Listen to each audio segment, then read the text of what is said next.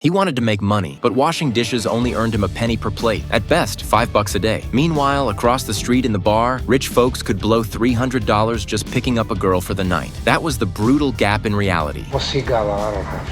He tried becoming a dock foreman to hustle for better pay, but the middleman took half of everything he made. In the end, he was still scraping by. That's when he realized a hard truth. Hard work doesn't make you rich. Sure, America was paved with gold, but for a refugee to climb the social ladder and chase the American dream, the only real path might be an illegal one where you have to be ruthless, even suicidal. So he picked up a blade and started eliminating enemies for the wealthy. Even when one of his brothers was hacked to pieces by a chainsaw, he gritted his teeth and kept going. After stealing a drug shipment for a kingpin, he finally stood out and made his way into the upper echelons of power. The story began in 1980, when Fidel Castro opened the Mariel port, and thousands of Cuban refugees flooded into the U.S. The American immigration system pushed back hard, and the streets became a breeding ground for crime and violence. Even those lucky enough to get green cards often ended up as dishwashers. So how could anyone talk about the American dream? Tony Montana didn't buy into destiny. He believed the bold lived, the meek starved. So he tossed away his apron, told his boss to shove it, and decided to go big. I retire!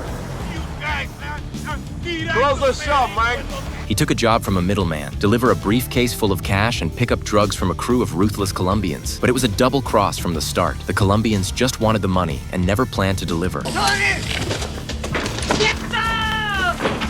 Their boss pulled out a chainsaw, threatening to carve up Tony's buddy unless he handed over the cash. Tony knew that when you're at a disadvantage, showing fear only makes you an easier target. The only way to survive was to never back down.